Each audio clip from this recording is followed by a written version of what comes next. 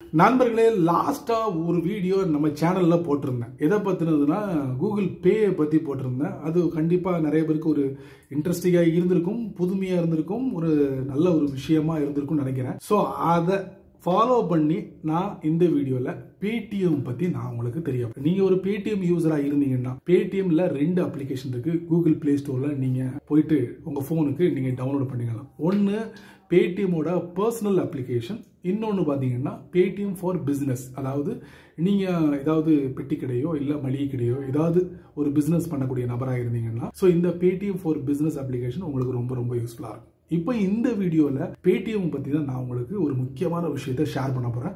So அதை நீங்கள் தெரிஞ்சுக்கணும்னு ஆசைப்பட்டீங்கன்னா வழக்கம் போல நம்ம வீடியோக்கள் லைக் கொடுத்துங்க, தொடர்ச்சியாக நம்முடைய சேனலை சப்போர்ட் பண்ணுங்கள். அதே மாதிரி வீடியோவை எந்த பகுதியும் நீங்கள் ஸ்கிப் பண்ணாதீங்க. ஸ்கிப் பண்ணிங்கன்னா உங்களால் மற்றவங்களுக்கு ஷேர் பண்ண முடியாது. இப்போ அதை பற்றி டீட்டெயிலாக தெரிஞ்சுக்கலாமா?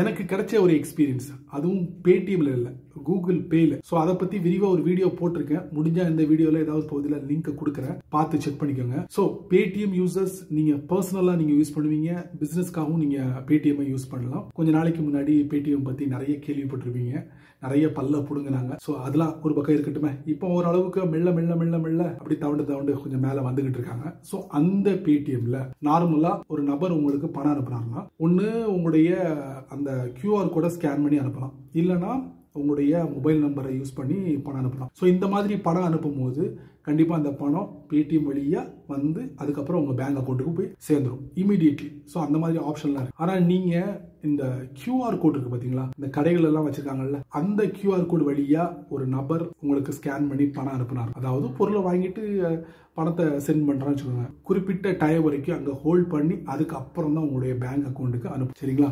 இந்த செட்டிங் வந்து பேடிஎம் ஃபார் பிசினஸ் அப்ளிகேஷன் இருக்கு. அது எங்க இருக்கு அங்கே போயிட்டு செக் பண்ணிட்டு அதை பற்றி ஒரு விரிவான விஷயங்களை நான் உங்களுக்கு இந்த வீடியோ ஷேர் பண்ணுறேன்.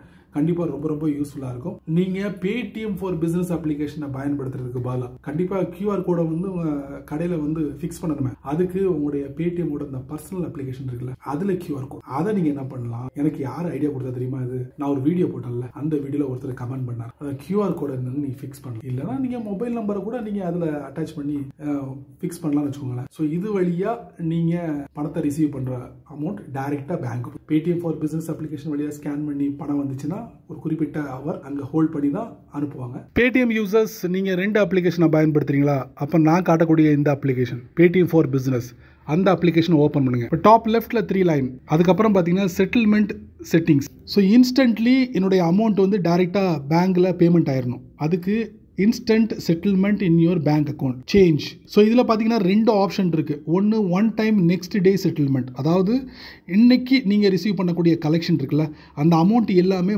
மறுநாள் காலையில் 10 மணிக்கு என்னுடைய பேங்க்கில் செட்டில் பண்ணணும். ஸோ அந்த மாதிரி ஒரு ஆப்ஷன். ஃபுல் டே கலெக்ஷன் 10 மணிக்கு. ஆனால் 2வது ஆப்ஷன் பார்த்தீங்களா, இதுதான் இதுக்கு முன்னாடி வந்து இந்த மாதிரி ஆப்ஷனே இல்லை, இப்போ தான் வந்து அறிமுகப்படுத்திட்டாங்கன்னு நினைக்கிறேன். அதாவது ஒரு டைம் வந்து ஹோல்ட் பண்ணிவிட்டு அதுக்கப்புறம் பேங்கில் ட்ரான்ஸ்ஃபர் பண்ணுற மாதிரி. இதில் பாருங்கள் 4 மணி வரைக்கும் டைம் கொடுத்துருக்காங்க. 4 மணிக்கு முன்பு யாராச்சும் உங்களுக்கு அமௌண்ட்டை ட்ரான்ஸ்ஃபர் பண்ணாங்கன்னா அது 1 ஹவரில் 5 மணிக்கு உங்களுக்கு பணத்தை வந்து உங்களுடைய பேங்க் அக்கௌண்ட்டில் போட்டுருவாங்க.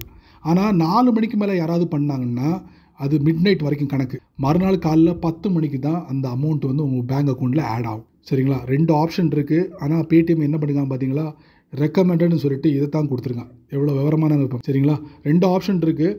ஆனால் கூகுள் பேயில் இந்த மாதிரி இல்லை. கூகுள் பேயில் 8 மணி வரைக்கும் டைம் கொடுத்துருக்காங்க. ஆனால் அதில் வந்து என்னென்னா 8 மணி வரைக்கும் டைம் கொடுத்துட்டு வரக்கூடிய அமௌண்ட்டை 3 மணி நேரம் ஹோல்ட் பண்ணுறோம். கூகுள் பேக்கும் பேடிஎம்முக்கும் உள்ள வித்தியாசம். அடுத்து ஒன்று இருக்குது, ஃபோன்பே. எனி டைம் ஃபோன்பேக்கும் கூகுள் பேக்கும் தான் அடிக்கடி கிராஷ் ஆகும். ஸோ அதை பற்றி ஒரு வீடியோ விரைவில் நம்முடைய சேனலில் இருக்குது. ஸோ பேடிஎம் யூசர்ஸ் தெரிஞ்சு வச்சுக்கோங்க. பெட்டர் நீங்கள் பேடிஎம்மோட பர்சனல் அக்கௌண்ட்டை யூஸ் பண்ணுங்கள். அப்போ தான் அனுப்பக்கூடிய பணத்தை நீங்கள் உடனே பேங்கில் ரிசீவ் பண்ண முடியும். என்ன நண்பர்களே, இந்த வீடியோவை நீங்கள் ரொம்ப பொறுமையாக நீங்கள் வாட்ச் பண்ணியிருப்பீங்க. ஸோ இந்த வீடியோவில் நான் சொன்ன ஒவ்வொரு விஷயங்களும் கண்டிப்பாக உங்களுக்கு ரொம்ப ரொம்ப யூஸ்ஃபுல்லாக இருக்கும்னு நினைக்கிறேன். பயனுள்ள வீடியோவாக இருந்தால் 4 பேருக்கு ஷேர் பண்ணுங்கள், அவங்களும் இதோட பலனை அனுபவிக்கட்டும்.